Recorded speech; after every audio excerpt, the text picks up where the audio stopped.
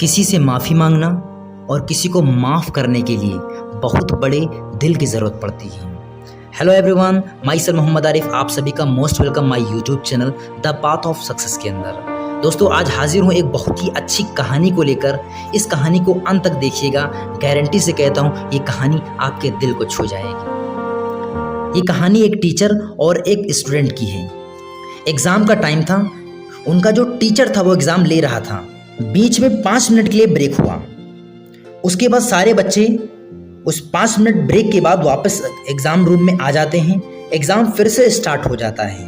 कुछ देर के बाद एक बच्चा खड़ा होता है और कहता है कि सर, मेरी वॉच खो गई है, जो बहुत ही महंगी थी, रॉलेक्स कंपनी की, लगभग लाखों रुपए की थी।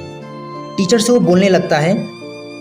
टीचर सोचता है कि इस रूम से ना कोई बाहर गया है और ना ही कोई अंदर आया है। इन्हीं बच्चों में से किसी ने इस वॉच को चुराया है। टीचर क्लासरूम के दरवाजे को बंद करवा देता है। अब जिसने घड़ी चुराई थी वो मन ही मन टेंशन में आ जाता है। वो कोई भी हो, टेंशन में आ जाएगा। वो मन ही मन बना लिया था कि अब मेरे पास एक ही रास्ता है और सिर्फ सुसाइड करने का, क्योंकि अब यहाँ में मेरी बहुत ही भयंकर बेइज्जती होने वाली है। टीचर सभी बच्चों के आंखों पे पट्टी बंधवा देता है। पट्टी बांधने के बाद टीचर सभी बच्चों की जेब चेक करने लगता है। उन्हीं बच्चों में से एक बच्चे के जेब में वो घड़ी मिल जाती है। टीचर घड़ी निकाल के, जिसकी घड़ी होती है, उसके जेब में घड़ी फिर से डाल देता है। उसके बाद टीचर कहता है, आप लोग अपनी पट्टी खोल लें। जिसने घड़ी चुराया था वो अब मन ही मन खुश हो जाता है। वो सोचने लगता है, इतने महान है मेरे सर, मुझे नहीं पता था कि ऐसा होगा। उसकी ज़िंदगी बदल जाती है। सुसाइड करने का उसका मन बदल जाता है। वो घर जाता है। घर पे भी उसकी अजीब सी फीलिंग हो जाती है। सब कुछ उसकी ज़िंदगी में बदलाव हो गए थे। वो पॉजिटिव सोचने लगता है। वो मन बना लिया था कि ज़िंदगी में कुछ करके ही रहना है। ये सबसे बड़ा मौका था मेरी ज़िंदगी के लिए। ईश्वर ने मुझे इस मौके को दिया है। वो बच्चा खूब मेहनत करने लगता है पढ़ाई लिखाई करने में। कुछ सालों बाद वो लड़का एक बड़ा बिजनेसमैन बन जाता है।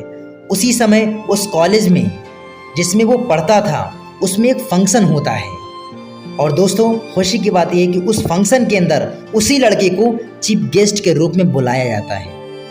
वो बड़ा बिजनेसमैन जब फंक्शन में आता है तो सबसे पहले उस टीचर के चरणों पे गिर जाता है और कहता है कि टीचर, मैं वही हूँ जिसने उस घड़ी को चुराया था और आपने मेरी ज़िंदगी बचा ली। मैंने सुसाइड करने का मन बना लिया था लेकिन मैं बच गया।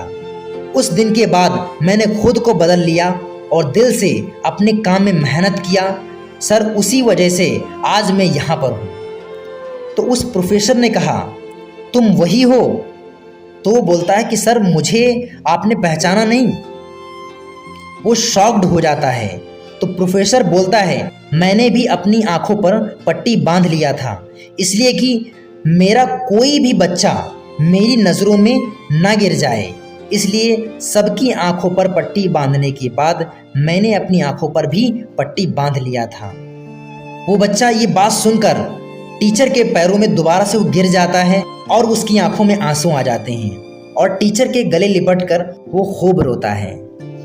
दोस्तों, इस कहानी से बहुत ही अच्छी सीख मिलती है। आज की डेली लाइफ स्टाइल के अंदर हम क्या करते हैं, अपने जीवन में सिर्फ लोगों की गलतियों पर फोकस करते हैं। गलतियों को ढूंढने में अपना टाइम बिता देते हैं। अपनी माँ की गलती, अपने भाई की गलती, अपने पापा की गलती, अपने फ्रेंड्स की गलती और अपने आस पड़ोस में जो भी लोग रहते हैं, जो भी आपके टच में रहते हैं, उनकी सिर्फ व सिर्फ गलतियों में अपना पूरा टाइम बिता देते हैं। कभी भी उनकी अच्छाइयों पर फोकस नहीं कर पाते हैं।